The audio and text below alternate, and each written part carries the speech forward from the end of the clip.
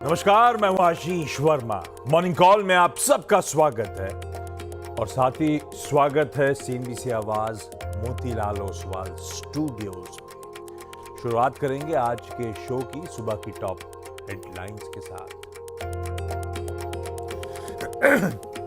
भारतीय बाजारों के लिए कमजोर संकेत, गिफ्ट निफ्टी करीब 150 पॉइंट नीचे। एशियाई बाजारों पर भी प्रेशर। उधर ट्रंप के टैरिफ वॉर से कल अमेरिकी मार्केट्स में तेज गिरावट। नास्डैक करीब 3% तो S&P 500 1.5% से ज्यादा टूटा। ट्रंप ने तेज किया टैरिफ वॉर। 4 मार्च से चीन पर लगाया 10% का अतिरिक्त टैरिफ। साथ ही कनाडा और मेक्सिको पर 4 मार्च से ही लागू होगा 25% टैरिफ। ट्रंप ने कहा 2 अप्रैल से दूसरे देशों पर लागू होंगे जवाबी टैरिफ्स। सेबी के नए चेयरमैन होंगे तुहीन कांता पांडे। माधवीपुरी बुच की लेंगे जगह। फिलहाल फाइनेंस और रेवेन्यू सेक्रेटरी के पद पर हैं। 1987 बैच के हैं आईएएस अधिकारी। मार्केट रेगुलेटर सेबी ने छोटू पीएमएस यानी स्पेशलाइज्ड इन्वेस्टमेंट फंड्स की जारी की गाइडलाइंस। हर एएमसी लॉन्च कर सकेगी 3 एसआईएफ्स। कम से कम 10 लाख रुपए का करना होगा निवेश। फंड मैनेजर एफएनओ में लॉन्ग्स और शॉर्ट्स दोनों तरह की ले सकेगा पोजीशन। 25% पोजीशन रख सकता है अनहेज्ड। सेबी ने एनएफओ में जुटाई रकम के निवेश के लिए समय सीमा तय की। नई रकम को 30 दिनों के अंदर करना होगा निवेश।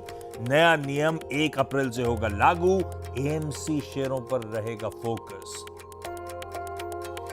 आज से वायदा में शामिल होंगे 5 नए share. Tata technologies, IRDA, IIFL, Patanjali foods और टीटागढ़ रेल की होगी एंट्री। और कोल इंडिया पर रहेगा फोकस। सब्सिडरी नॉर्दर्न कोलफील्ड्स के माइंस पर एक्स्ट्रा चार्ज लगाएगी कंपनी। 1 मई से 300 रुपए प्रति टन चार्ज लगाने का किया ऐलान। एक्स्ट्रा चार्ज से करीब 4000 करोड़ अतिरिक्त आय संभव।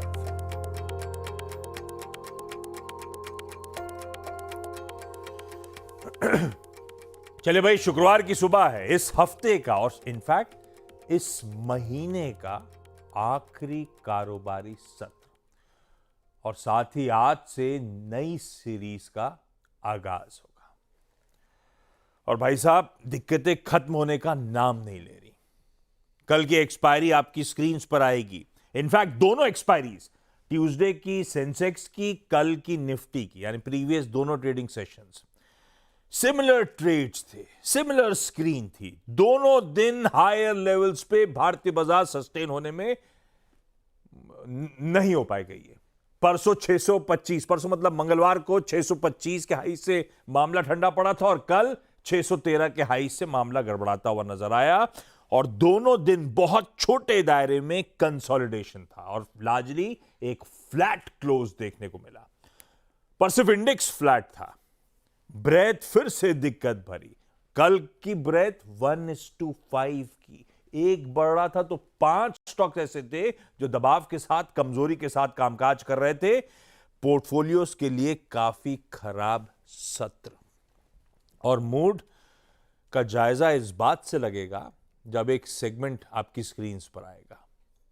अल्ट्राटेक ने कहा था 1800 करोड़ रुपए का इन्वेस्टमेंट करेंगे, वायर्स एंड केबल्स में उतरेंगे। अल्ट्राटेक और अल्ट्राटेक के साथ साथ वो जो पीयर्स उस स्पेस में ऑलरेडी लिस्टेड हैं, उस 1800 करोड़ के इन्वेस्टमेंट के डर से 44,000 करोड़ का मार्केट कैपिटलाइजेशन इन सब ने मिलकर कल गवा दिया। यह है मूड भारतीय बाजारों का इस समय। और कल back to back 7th straight trading session था जब हमारे मार्केट्स दबाव के साथ सेशन की समाप्ति करते हुए नजर आए। इनफैक्ट एक और गणित बताता हूं। पिछली फरवरी सीरीज में 20 ट्रेडिंग सेशंस थे, 17 इन रेड बंद हुए थे, केवल 3 इन ग्रीन सेशंस थे। लास्ट सीरीज का परफॉर्मेंस भी स्क्रीन पर रखता हूं। निफ्टी 3% सीरीज ऑन सीरीज का डिक्लाइन, निफ्टी बैंक बेहतर था, 1.25% का दबाव था, तो फिर निफ्टी में इस तरह की कमजोरी क्यों? क्योंकि दूसरा इंपॉर्टेंट पिलर आपकी स्क्रीन पे नीचे, आईटी 8.25% पिछली सीरीज में दबाव देखने को मिला। मिड कैप स्मॉल कैप्स के तो ख्याल बुरे हाल चल ही रहे हैं, 7% मिड कैप और 10% series on series small cap lose out करता हुआ। और इनफैक्ट पिछली series back to back 5th straight series थी जब हमने दबाव देखा, सीरीज ऑन सीरीज डिक्लाइन देखा। वो अक्टूबर सीरीज, नवंबर, दिसंबर, जनवरी और पिछली फरवरी सीरीज, सबके रिटर्न्स आपकी स्क्रीन पर है। ये हाल बना रखा है भाई साहब, धो डाला है। और अब बट ऑब्वियस सबके जहन में सवाल आ रहा होगा कि आज से जो नई सीरीज का आगाज हो रहा है, जिसकी शुरुआत हो रही है, हिस्टोरिकली कैसी रहती है। एक एबरेशन मान लो ईयर 2020 कोविड टाइम्स 25% लाल, उसे हटा दूं तो ये सीरीज प्लस माइनस वाली है। और दिक्कत ये है कि पिछली बार 2024 में प्लस वाला मामला था। खैर कोई ना, ये हिस्ट्री है, सब बकवास है, हम लिखेंगे अपनी हिस्ट्री, है ना। पर दिक्कत ये कि गिफ्ट निफ्टी सपोर्ट ही नहीं कर रहा है। इस सीरीज का शुरुआत होगी 150 पॉइंट के गैप डाउन के साथ, 2/3% का दबाव, तो मूड बिगड़ा हुआ है और इसके लिए ग्लोब रिस्पॉन्सिबल है। हरमाज से चर्चा करेंगे क्या हो गया, वीरू से जानेंगे फिर ये नई सीरीज का जो आगाज होने जा रहा है, किस तरह का मूड मॉल, किस तरह के समीकरण है, किस तरह से हैंडओवर मिला है पिछली सीरीज से, और आप आज का फ्रेश अप्रोच निफ्टी बैंक का क्या रहेगा। पहले एक काम करूं, मूड दिखाता हूं। गिफ्ट निफ्टी तो दिक्कत भरा आपकी स्क्रीन पे डायरेक्टर साहब ने रख ही दिया था। बाकी एशियन पीयर्स इस समय ऐसे ही कामकाज कर रहे हैं, सब इसी तरह का पेन दिखा रहे हैं। निकई तो 0.3% का दबाव, बाकी मार्केट्स, खैर चाइना तो छोड़ दीजिए, जलवे हैं उनके भाई लोगों के, बाकी सब दिक्कत में ही नजर आएंगे आपको। दिक्कत हो गई कल के हैंडओवर से। कल हम जब सेशन की समाप्ति कर रहे थे, एक्सपायरी दिखा रहे थे थर्सडे की, 1/4 से 2/3 तीनों यूएस के फ्यूचर्स मजबूत थे और एक्चुअल सेशन में 0.5% से 0.3% का दबाव। कल नैस्डैक 0.3% गिरता हुआ नजर आया और आज सुबह के फ्यूचर्स फ्लैट हैं। ऐसा नहीं कि कल की पिटाई से संभल रहे हो, तो हैंडओवर तो काफी खराब। पर हुआ क्या, ऐसा क्या हो गया जो इस तरह के समीकरण बैठ गए? हरमाज गुड मॉर्निंग, कैसा मूड? गुड मॉर्निंग आशीष। मूड तो आपने बता ही दिया है कैसा है, बेहद ख़राब है। और हुआ बहुत कुछ है, क्योंकि अब ये जो सारे ट्रम्प ट्रेड सेंटिमेंट वगैरह जो है, ये सारे अब थोड़ी रियलिटी सेट इन हो रही है अमेरिकी बाज़ारों के लिए भी, कि ये सारे टैरिफ वॉर्स जो है वो अमेरिका के लिए भी नुकसानकारक ही है, कोई ऐसा बड़ा फ़ायदा उन्होंने होना नहीं है। तो वो एक बड़ा फैक्टर था। मगर नैस्डैक में जो कल गिरावट देखने मिली, 550 पॉइंट की गिरावट हमें नैस्डैक में देखी। डाउ स्क्रीन पर आप देखेंगे 200 पॉइंट गिरकर बंद हुआ, मगर डाउ अपने दिन के ऊपरी स्तरों से 650 पॉइंट गिरकर बंद हुआ है। तो ये एक बड़ी गिरावट थी, सस्टेन नहीं कर पाए जो गैप से खुले थे वो। और S&P 500 में भी गिरावट थी, और गिरावट का बड़ा कारण था एनवीडिया। कल भी हम ये बात कर रहे थे कि अच्छे नतीजे अब बाजार को अच्छे नहीं लगते, आपको अब हर क्वार्टर में एक एक्सेप्शनल परफॉर्मेंस देनी होगी, तब जाकर बाजार थोड़ा सा संभला हुआ रहेगा। कल भी आफ्टर आवर्स में शेयर 1.5% गिरकर बंद हुआ था, और रेगुलर ट्रेडिंग में कल रात जो है 8.5% की गिरावट हमें देखने मिली। 5 महीने के सबसे निचले स्तरों पर जाकर एनवीडिया बंद हुआ है, और अब 3 ट्रिलियन का मार्केट कैप एनवीडिया का नहीं रहा। अब सिर्फ एप्पल इकलौता स्टॉक है जिसका 3 ट्रिलियन से ज़्यादा मार्केट कैप है। दूसरा बड़ा फैक्टर ये था कि डोनाल्ड ट्रंप की कल हम बात कर रहे थे कि ये कन्फ्यूजन थोड़ा सा क्रिएट कर रहे हैं, उस पर क्लैरिटी आ गई है कि जो टैरिफ लगने थे वो अब 4 मार्च से ही लगेंगे। कनाडा और मेक्सिको पर जो 25% लगने हैं, और चीन पर अतिरिक्त 10% टैरिफ लगने हैं। जो फरवरी में उन्होंने लगाए थे वो तो लगे ही रहेंगे, अब 4 मार्च से और 10% चीन के जो है इंपोर्ट्स पर टैरिफ लगना है। ट्रंप ने ये कहा कि जो फेंटेनिल की जो आयात हो रही है, कनाडा से स्मगलिंग हो रही है, वो अभी भी अनएक्सेप्टेबल लेवल्स पर है, और इस वजह से टैरिफ्स जो है वो अब लगाए जाएंगे। सिर्फ कनाडा से जो एनर्जी प्रोडक्ट्स आते हैं, जो तेल है, गैस है, उस पर सिर्फ 10% की टैरिफ लगेगी, उस पर जो है 25% नहीं लगेगा। और रेसिप्रोकल टैरिफ जो है वो 2 अप्रैल के टाइमलाइन से कायम है। तो अब ये सारे तारीखें हमें ध्यान में रखनी होंगी। 4 मार्च तो है ही, 12 मार्च को स्टील और एल्यूमिनियम पे टैरिफ लगने हैं। अब वो कैसे लगने हैं, कहाँ लगने हैं, उस पर क्लैरिटी अवेटेड है, और 2 अप्रैल की तो है ही। और इस टैरिफ अनाउंसमेंट के बाद जो डॉलर में गिरावट चल रही थी वो थोड़ी सी रिवर्स हो गई, 107 के पार निकल गया है डॉलर, तो उस पर नजर रखने की जरूरत है। और बाकी की सारी जो करेंसीज है, कनाडा की करेंसी हो, लूनी, चाहे मेक्सिको का पेसो हो, ऑफशोर युआन हो, सभी में गिरावट हमें देखने मिली है डॉलर के मुकाबले। एक और फैक्टर ये था कि इकोनॉमिक डेटा जो आया जीडीपी का वो अच्छा था, और उस वजह से भी ब्याज दरों में कटौती की जो उम्मीदें थी वो अब और कम होती जा रही है, क्योंकि अगर आपकी अर्थव्यवस्था मजबूत है तो आप जीडीपी की दरें जो आप ब्याज दरें क्यों काटेंगे। जीडीपी के रिवाइज्ड एस्टिमेट्स के हिसाब से 2.3% का ही फिगर आया है, कोई बदलाव नहीं है उसमें। इनिशियल जॉबलेस क्लेम्स भी अब अक्टूबर 2024 के सबसे ऊंचे स्तरों पर पहुंच चुके हैं। जो 2,42,000 का आंकड़ा आया था, अनुमान थे 2,21,000 के, तो वो एक और खराब संकेत थे। और American association of individual investors का एक सर्वे आया था, उसमें उनसे पूछा गया कि भाई अगले 6 महीने में आप बाजार को कहाँ देखते हैं। जिन लोगों ने हम बाजार को नीचे देखते हैं, ये पिछले सर्वे में जो आंकड़ा 40% था वो इस सर्वे में बढ़कर 60% हो गया है। ये उन्होंने कहा। सिर्फ अब 19% लोग ये मानते हैं कि 6 महीने में बाजार ऊपर होंगे, और 20% तो न्यूट्रल है। आज का बड़ा डेटा यह है कि पीसीई का इन्फ्लेशन का डेटा आना है, वहां पर नजर बनाए रखने की जरूरत है। और क्लीवलैंड फेड के जो अध्यक्ष है बेथ हैमक, उन्होंने ये कहा कि ब्याज दरें जो है अभी भी रिस्ट्रिक्टिव नहीं है, उन्हें अभी भी बनाए रखने हैं जहां है वो, या शायद बढ़ोतरी के संकेत दिए हैं उन्होंने, तो वो एक और खराब संकेत निकल कर आया। पीसीई का डेटा 7 महीने के निचले स्तरों पर आने की उम्मीद है, मगर उससे कोई बाजार को बड़ा फायदा या सेंटिमेंट में इंप्रूवमेंट तो नहीं होने वाला, क्योंकि अभी भी वो 2% के आंकड़े से तो ऊपर ही रहेगा। हैंगसेंग आज तो गिरावट के साथ कामकाज कर रहा है, मगर जो इन्फ्लोज आए हैं हैंगसेंग के लिए वो ऑन रिकॉर्ड एक महीने में फरवरी के सेकंड हाईएस्ट ऑन रिकॉर्ड होने की उम्मीद है, क्योंकि $18 बिलियन के इन्फ्लोज हमें फरवरी के महीने में देखने मिले, वो भी सिर्फ मेनलैंड चाइना से, फॉर द हैंगसेंग। और अलीबाबा, Xiaomi, टेंसेंट और वहां के सरकारी बैंकों में वहां के लोगों ने खरीदारी की है, और इस महीने ही हैंगसेंग 17% ऊपर है। तो एक चाइना को अगर छोड़ दिया जाए तो बाकी सारे ग्लोबल बाजारों के लिए संकेत बहुत खराब है। डोनाल्ड ट्रंप पे नजर बनाए रखने की जरूरत है, वो तो अब हो गई है अगले 4 साल, मगर टेक शेयर और हैंगसेंग और नैस्डैक ऑफ कोर्स यहाँ पे हैंडओवर बहुत खराब है।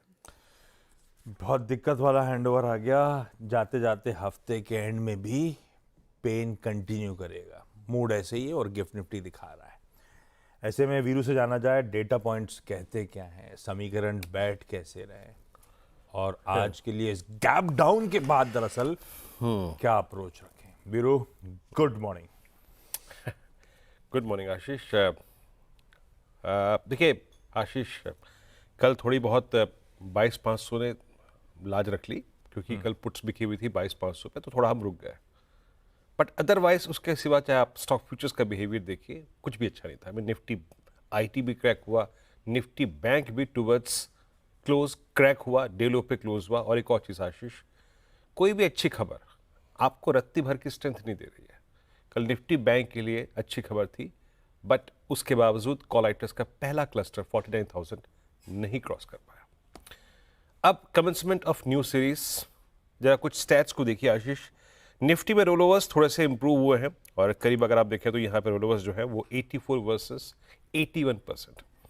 पर ये आपकी कंसेक्यूटिव 5th एक्सपायरी है मंथ ऑन मंथ बेसिस पे जो निगेटिव हुई है।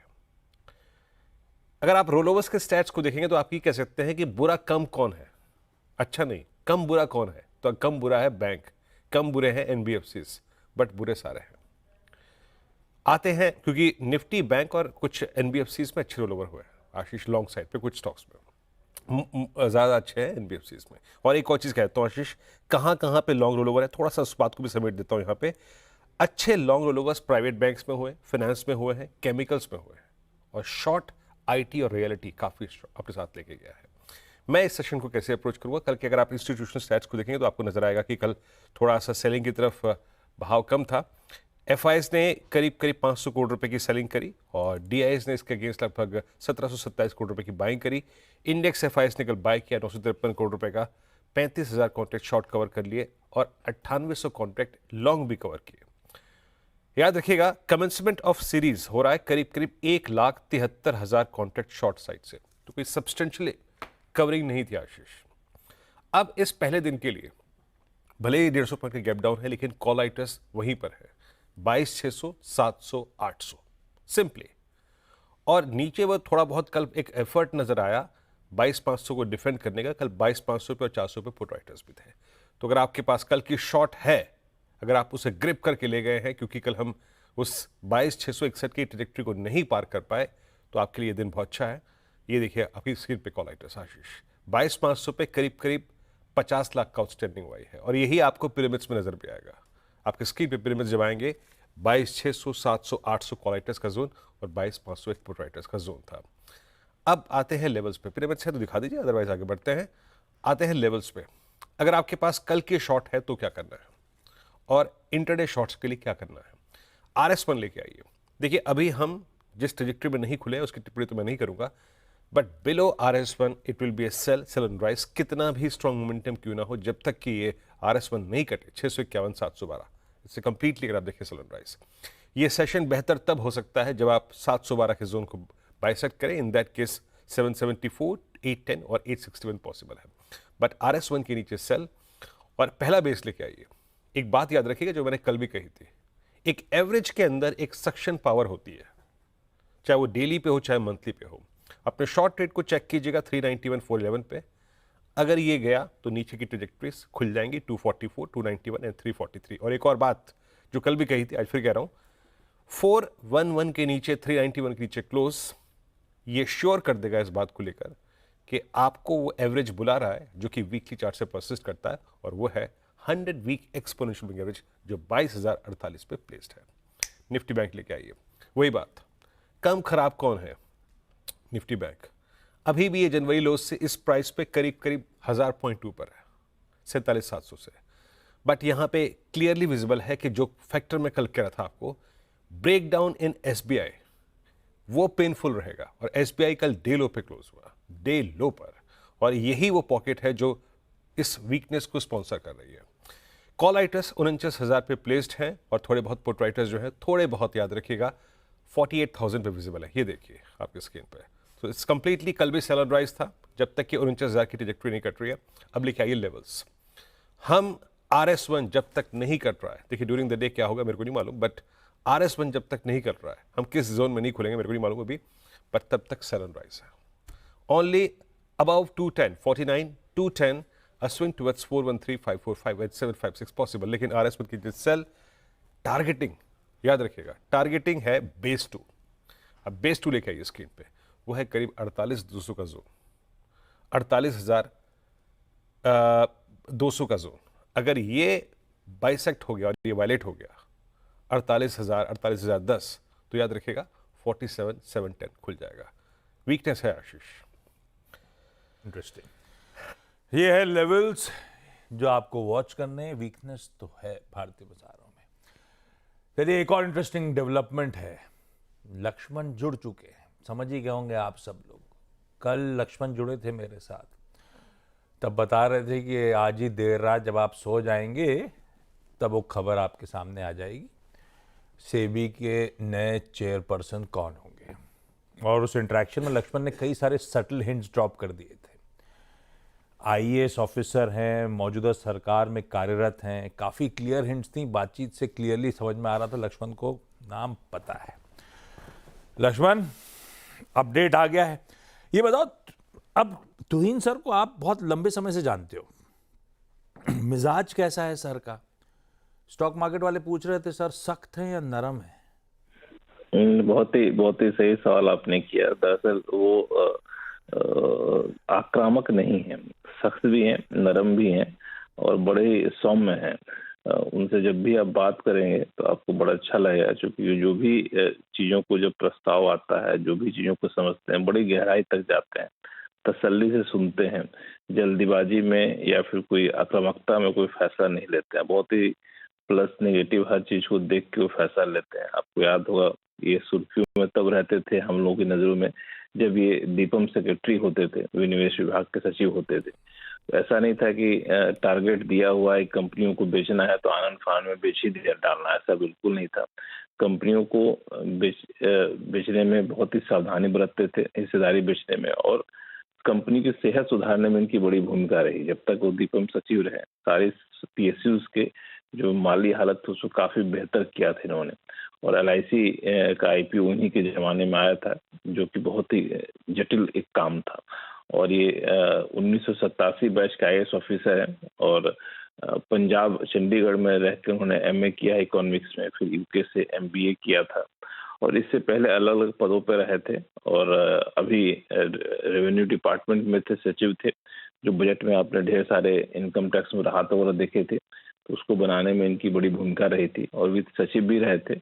और जब दीपम सेक्रेटरी थे तो इन्होंने थोड़े बहुत जब हिस्सेदारी बेचने की बात आती थी तो उस वक्त शेयर बाजार को बड़े अच्छे से बारीकी से समझ चुके थे, शेयर बाजार कैसे काम करता है, कैपिटल मार्केट क्या है। तो मुझे लगता है सेबी में पद एक नया होगा इनके लिए, लेकिन काफी हद तक जानकारी चीजों की बहुत अच्छी है। तो मुझे लगता है कि बाजार के लोगों को खुश होना चाहिए इससे।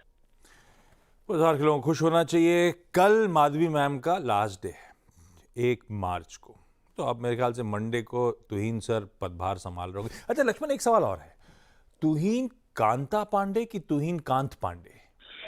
नहीं, तुहिन कांत पांडे वैसे होते हैं, लेकिन चूंकि इंग्लिश जिस जमाने में ये लोग आईएएस बने थे उस जमाने में इंग्लिश शब्दों का ज्यादा प्रभावशाली तरीके से इस्तेमाल होता था, तो KANTA लिखा जाता था, इसी वजह से आपने देखा होगा कांता पांडे लिखते हैं। तो अपन क्या बोलेंगे?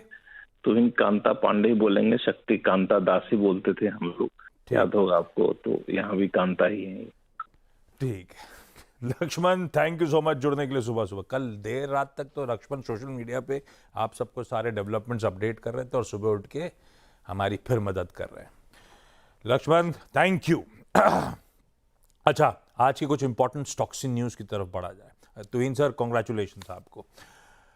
कोल इंडिया बोर्ड ने सिंगरौली पुनर्स्थापन चार्ज लगाया है नॉर्दर्न कोल फील्ड्स पर, एक इनकी सब्सिडरी पर 300 रुपए पर टन का चार्ज लगेगा, जिसके चलते कोल इंडिया को करीब 3,877 करोड़ रुपए एडिशनल रेवेन्यूज मिल रहे होंगे। अच्छी खबर है। संवर्धन मदरसन, सोना BLW, ये ऑटो एंसिलरीज फिर आज रडार पे। कल तक एक उम्मीद जागी थी, ट्रम्प साहब शायद कह रहे थे कि 2 अप्रैल से ही टैरिफ लगेंगे, खबर आ गई कल रात में ही 4 मार्च से, यानी कि अगले हफ्ते से ही मेक्सिको और कनाडा पे एडिशनल वो जो टैरिफ पॉज करी थी लगा दी जाएंगी।